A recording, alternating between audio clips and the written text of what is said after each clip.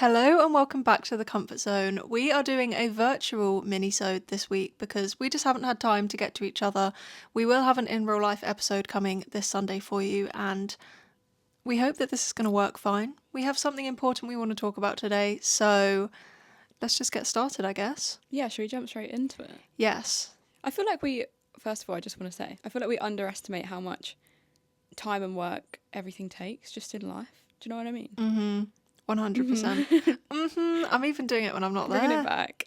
Yeah, it's just a lot, but we're managing. It is actually a lot Kind more of. work than I think people realise, and I think we don't give ourselves credit for actually. Obviously, Yeah. it's an easy job in the grand scheme of things. We're not doing heart surgeries and stuff, but it's hours and hours of work, and especially getting to each other. It does take a lot more time than I think people realise. Someone commented on my YouTube video yesterday, so she doesn't even work, and I was like, me posting this video is work.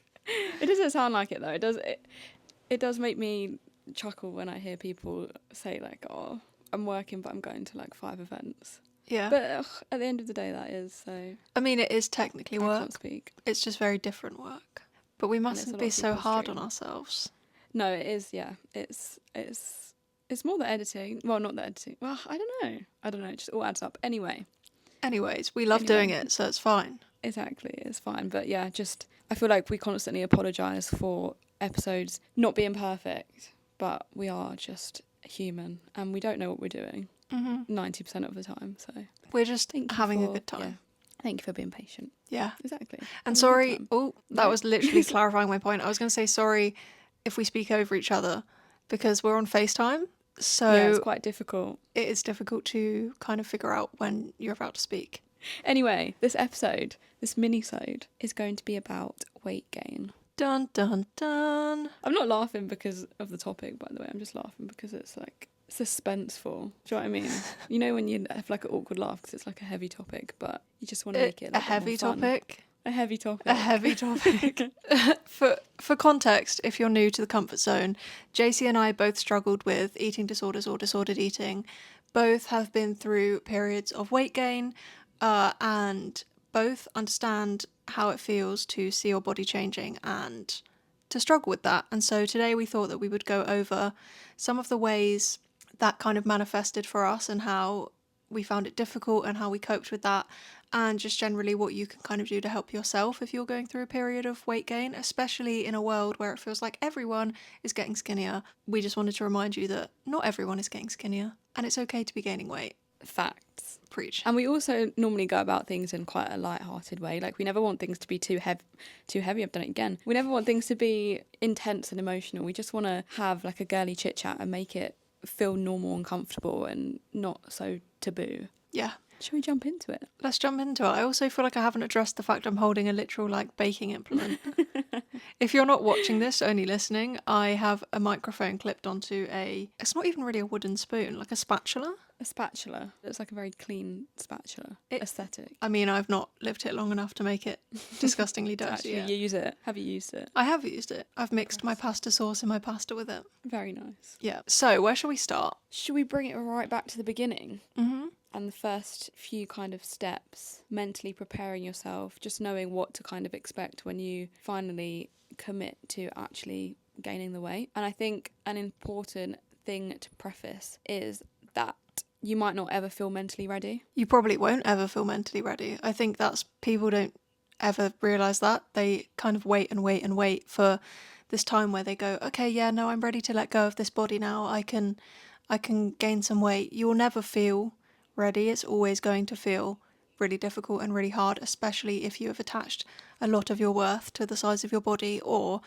you're struggling with an eating disorder. Like, it is going to be difficult. And yeah, Completely agreed. And it's like you often set yourself, I say the word goal, it's not a goal, but you often set yourself like a point to get to before you tell yourself you're ready. But there is no point in taking 10 steps backwards to then let yourself take a step forward. There's no point where you're going to say, when I get to this weight, then I'm going to turn my life around. Like, you might as well just start now because it's just going to be 10 times harder. That is such an important point. I really feel like, especially for people who struggle with eating disorders, the feeling of like, I need to get to a lower weight before I can allow myself to gain weight is so real. And honestly, that is just a trick of the eating disorder. Like, that is not the right way to be thinking at all. Like, nobody else who isn't in a disordered mindset would ever think like that. You are only thinking like that because your eating disorder wants validation before you let go of it. But this validation that your eating disorder is trying to get you to get, it's never going to be enough. You'll get to the weight that it's saying get to before you gain weight, and it will want you to keep going, and you'll never just allow yourself to gain the weight. You have to step in, take over, and be like, I know that you're lying to me. I know that this is just endless goalpost shifting. It's never going to change. And you have to just basically accept that it's going to suck. There's never going to be a point where it feels good. Yeah, I was going to say bite the bullet. I'm going to give you another pun there. Bite the bullet. Bite the bullet. Do the heavy lifting. Oh, but no, it's true. It's the quote, isn't it, where it's, if you stay on the wrong train for too long, the more expensive it is to get home. So if you carry on like this, you're just going to have more work to put in down the line, and it's just going to be even harder. So first step is to take the first step. Exactly. And just kind of prepare yourself mentally and know that it's going to get harder before it gets better. That's just is how it is. Unfortunately, that's just how pretty much everything in life works. It's going to be harder to actually address the issue and take the first step and see yourself changing, but that will be the worst thing you ever go through. And if you can do that, you can do anything. And after a while, it does just get so much easier, but we'll get into that. Step one. What was step one for you in terms of weight gain? Ooh, good question. I'm trying to think back now. Do you know what I just had to do? I had to detach myself from my body in like a weird way. I don't really know how to put that into words, but I tried to live in my head a lot of the time and just listen to the cues that my body was giving me and listen to the way I was feeling more than what I looked like, because I gave so much power to the reflection in the mirror. So I really had to consciously separate the two. It's really hard to put into words, but I just had to stop caring about what I look like, which is so much easier said than done. And even saying it out loud now, it sounds impossible. I'm like, did I actually do that? How did it work? No, but it makes a lot of sense. It's not, you're not just going to stop caring what you look like, but you have to acknowledge that your body is not the same as your brain, and your brain can override this obsession with how your body looks. Like, you need to eat and you need to gain weight to sustain life. Like, that needs to happen for you to live. That is completely separate from caring about the aesthetics of your body and worrying about the way your body looks. Like, you do have to disconnect the two things. Gaining weight to live and being obsessed with this dream body, you've kind of got to pick one or the other, because you can't. They don't work. They don't work together. And actually, once you've gained some weight, you'll start to realise that this dream body that you were chasing wasn't a dream body at all. It was just an eating disorder. Yeah. And you have to also trust your body, that your body knows what it's doing. Like, humans have been around for millions of years, have they? Thousands, millions. I don't know. I don't know how long have humans been around for. I don't know, but our bodies have evolved over time to do what they do. Like, if you, for example, fall over and graze your knee, your body knows how to heal it. Your body knows how... Why is that a tongue twister? Your body knows how to heal itself. Your body knows how to heal... You're right. That hard to say. No. Your body knows how to heal itself. Okay, yeah. So it knows to, I don't know, stop the bleeding and then scab over and then give you new skin. Like, your body knows what it needs, and if it's telling you it's hungry, it's because it needs fuel, because there are a million and one functions in your body that you need to give it energy for.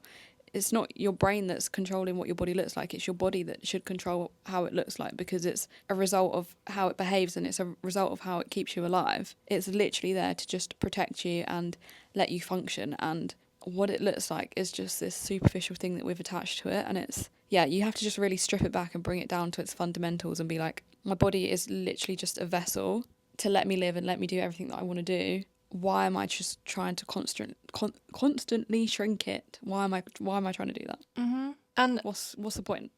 I feel like that's so important. And even as you're talking about, like, the fact that we're humans, we've evolved to look after ourselves. It's like, if you think about, I don't know, a giraffe or an orangutan or any of those animals, they don't care what they look like. No. They're not eating specific things because they want to change their body. They'll do a little mating dance to make themselves more attractive. Sure, maybe not orangutans, I don't know. This is getting all very confused. But like, and we are animals. Our bodies function to keep us alive. Our bodies don't function to look good. Like, Exactly. your body does know what it's doing. And I think we should talk a bit about that as well, quickly, just about how you can trust your body, because when you've been so disconnected from your hunger signals, from your body's needs, it can be really hard to just trust your body. And, I feel like a lot of people do say, like, oh, just listen to your body. And it's like, well, I don't know what my body's telling me. I can't listen to it. I completely understand that. And I think recognizing that at the start of your recovery journey or the start of your weight gain journey, you're probably not going to know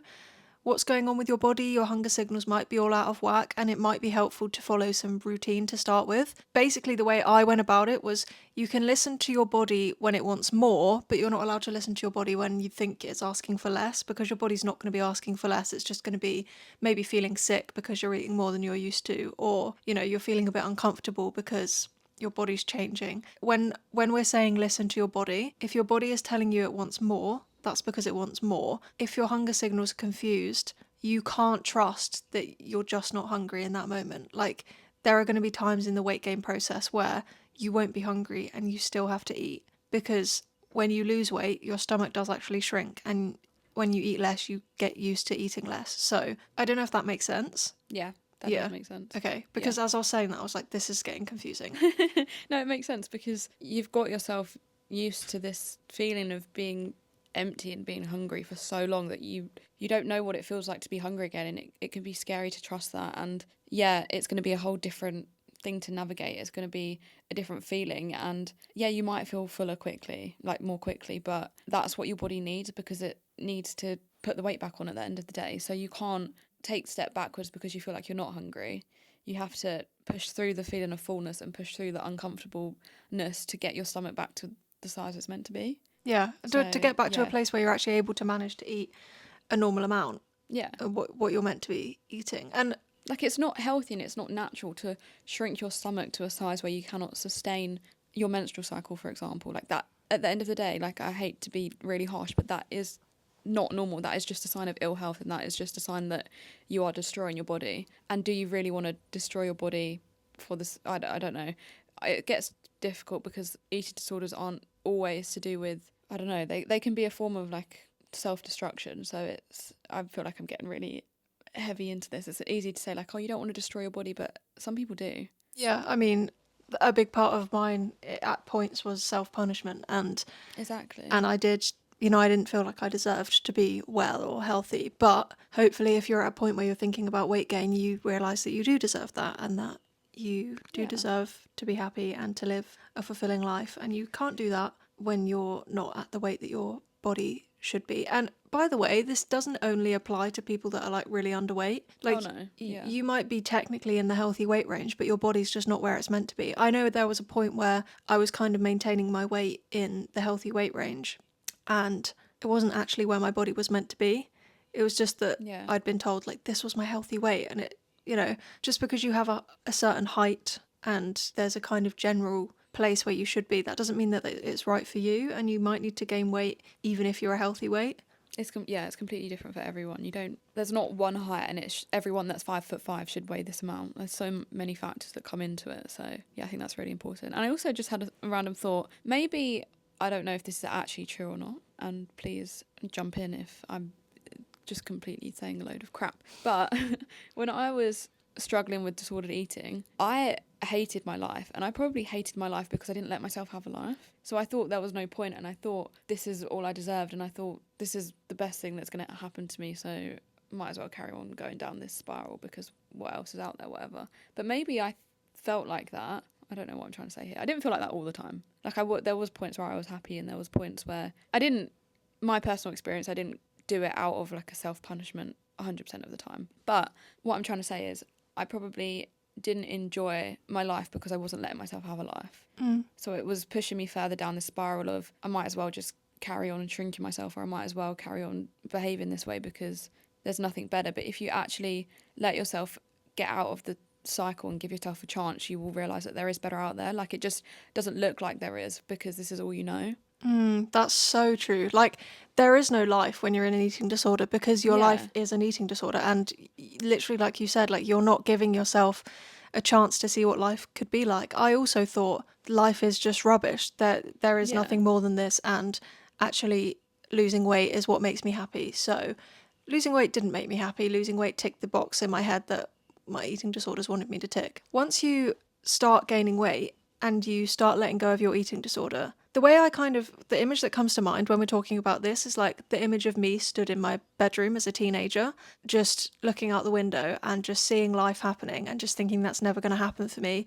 This is the best that my life is going to be. And so I had nothing to want to work for. And now I'm like, life is so much bigger than that. Life is friends, life is eating out, life is going for days out, life is like so much bigger than what it used to be when I was ill with my eating disorder. And I was so isolated. But once I started gaining weight and started recovering, my life got so much bigger. And it honestly won't take that long for you to realize how much life, how much bigger your life can be outside of an eating disorder. Things just start, when you gain weight, you have the energy to realize that life is actually like, no, it's not great all of the time, but it can be amazing, and it's certainly much bigger than shrinking yourself. That was so poetic. What can I say? Wrote a book. It's not a poetry book, She's though. an author. Maybe one day. Oh, poetry book coming soon. But no, it's so true. And there's a lot to unpack in this topic because it's a mental battle, it's a physical battle, it's a lot of things. But yeah, I think we've got to the point of how much of a great life you can have after an eating disorder. I feel like I'd love to think that we're living proof of that. So yeah, straight to the point, there is a better life waiting for you on the other side. It's just how you get there. So we've gone through step 1. Don't know if we've gone through step 2. Well, I feel guess. like step 1 is making the decision to gain weight, right? Then, yeah. Step 2 is starting to actually gain the weight. Yeah, and eat more. And we've said already that you have to listen to your body, and it's quite difficult at the beginning, but your hunger cues will come back. And then how do you deal with thinking that you're gaining weight too quickly, or how do you navigate that? Okay, this is something that I did really struggle with. I thought I was gaining weight way too fast because I had this kind of image in my head. I don't know where it came from, but I had this image in my head of like, my body's not going to gain weight that quickly. Like, I'll still stay really small and it won't be that difficult. I did gain, like, I mean, the weight that my treatment team wanted me to gain, I was gaining it. I was meeting the targets, and it sucked. Like, I felt like I was gaining weight so quickly. I think probably because I'd seen other people go through recovery, air quotations, and their bodies didn't really change. I think it can kind of give you this image of like, your body's not really going to change that quickly. And then sometimes it does. Sometimes you'll have weeks where you just do gain a lot of weight. That's because A, your body needed to gain that weight. You would not have gained that weight if your body didn't need to gain it. B, sometimes in the weight gain process, there's factors that impact things, like maybe you haven't been for a poo, maybe your body's retaining water, maybe you've just gained more one week. Like there's just factors that impact it, and you can't be so obsessed with the number because It's still an element of control. If you're still trying to say I'm only allowed to gain X amount, you're still controlling your body, which is what we're trying to not do here. yeah, that's the aim, guys. The aim is to get away from that.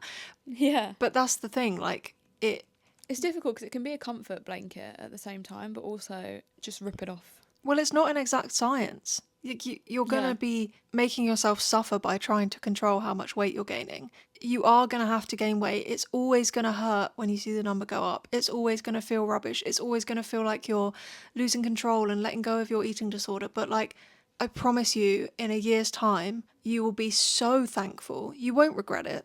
If you manage to move away from your eating disorder, you will not regret it. The only way you're going to regret it is if you have clung on to your eating disorder. Yeah, if it's still kind of there and still whispering lies in your mind. Yeah. But it is truly, truly possible, and it can take time. There's no set amount of time. The quicker you start, the quicker it ends, and the quicker you have a brilliant life waiting for you. But yeah, anyway, yeah, it can happen in different speeds, the actual weight gain process. But there's a lot of things that you can do to help yourself with that. You can get rid of your old clothes straight away. You can sell them, give yourself like space to wear comfortable baggy clothes so you're not constantly analysing your body. I mean, that was really important for me. I think if you're constantly trying to squeeze yourself into your old clothes, you're obviously going to feel like crap. That's just is what it is. So you need to accept that things are changing and actually take the steps that align with that. Sorry, I can't see you there because I'm not looking at you. You weren't looking at me. I was like, no, I was waiting for you to finish your point, but this was me telling you that I had something to say. I think I had one more thing to say. But yeah, you have to actually like take the steps that align with what you're trying to do, because you can mentally say like, oh, I'm trying to gain weight, I'm gaining weight, but then still try and fit into your old clothes or still keep everything around. Like, you have to be quite strict on yourself and be like, no, I'm gonna actually act with my words. You know, when people say like they can constantly tell you they love you, but it's through actions, you need to actually do that with yourself and do the actions that align with what you're trying to do. Yeah. Go. No, I was just going to say, because you made me think about the fact that, I mean, a lot of the time people will have a size that they were before they lost weight. Yeah. And you need to know that it's okay if you gain weight and your body doesn't look like it did before you lost the weight. Because mine certainly didn't.